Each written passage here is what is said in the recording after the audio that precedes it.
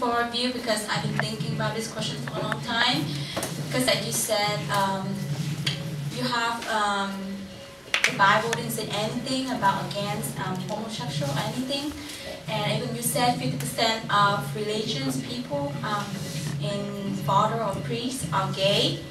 And I have a question is, I wonder, is it because I know you have to go through years in educations and go to university before you become father.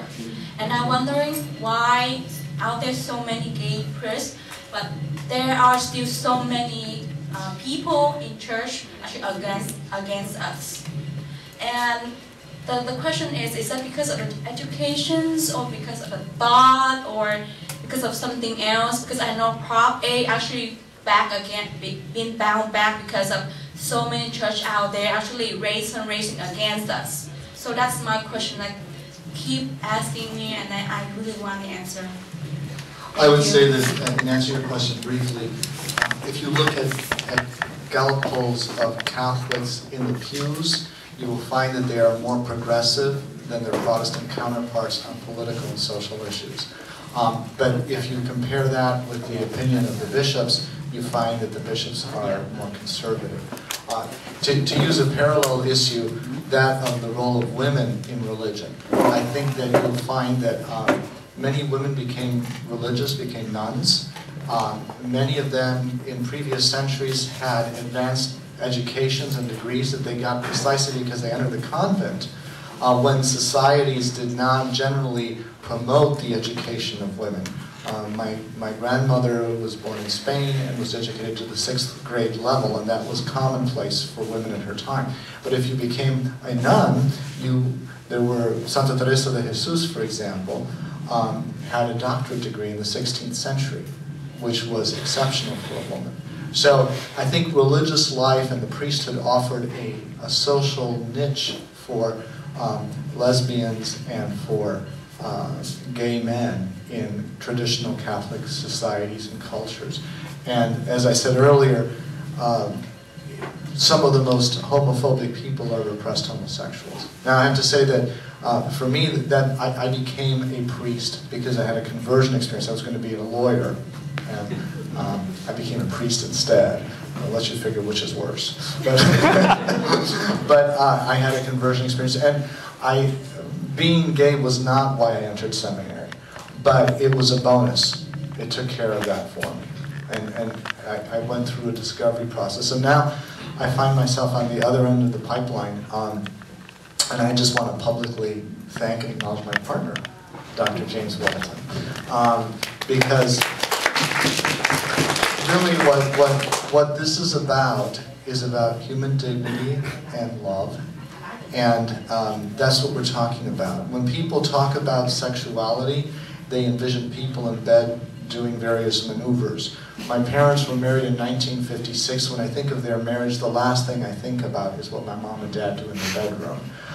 For me, their marriage is two people who have faithfully walked through life at each other's side and have lived a communion of love and of life, a union of love and life.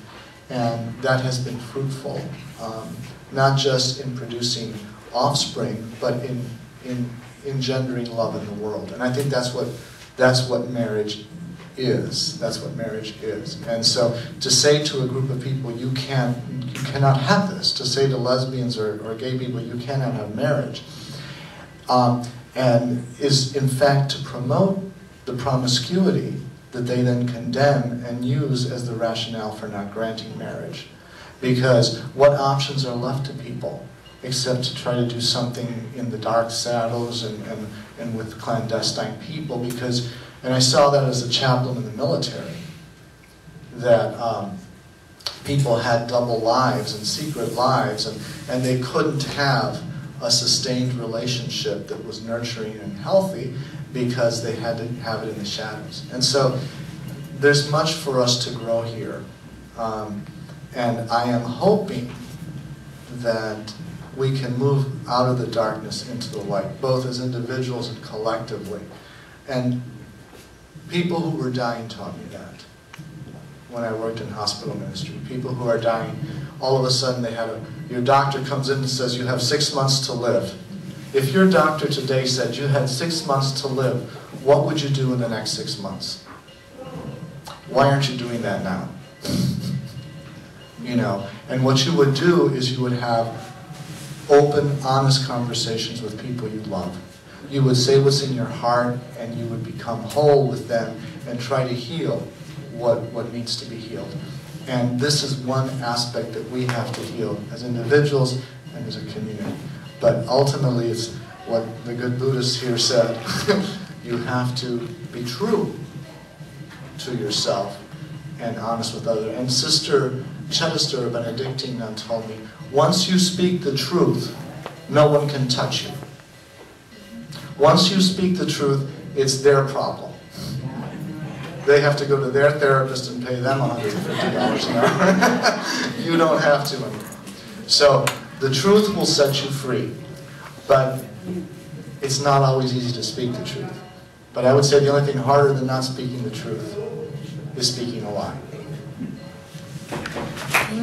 He said 2 days ago there were several anti-marriage equality organizations, such as the National Organization of Marriage and Family Research Council.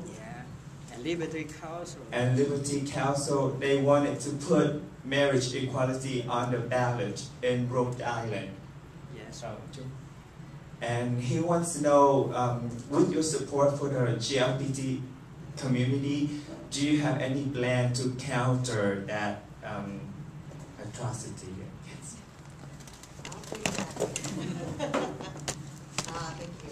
Yes, the Unitarian Universalist Association is active in 50 states and in Europe and in other parts of the world in promoting the equal rights for gay, lesbian, transgender, and bisexual people. So we are on the ground everywhere. We speak, we debate, we preach, we'll do anything. As I said, we have a very long and proud history. So if you know that something is going on in your community and you want someone to speak, and as a debater with someone, we have people who are very articulate and who can do that. So you can let Gina know or Shane know, and we'll find you someone who will be on the ground with you. But we are everywhere. We're not just here.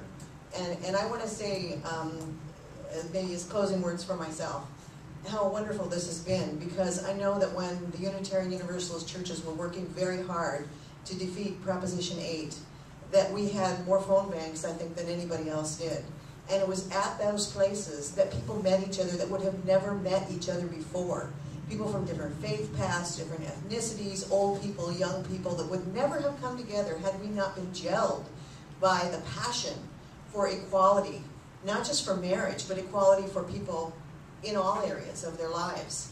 And so now I feel I've had another opportunity to meet my Vietnamese brothers and sisters in ways I would not have had an opportunity before had I not been invited to come to this parade.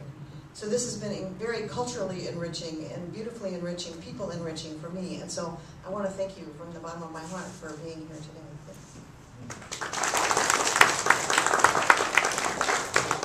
We really like to thank you for coming here, for blessing this place. It's a good start on the new year. And thank you for standing on the side of love, for being united in love. And thank you everyone for coming and staying so late.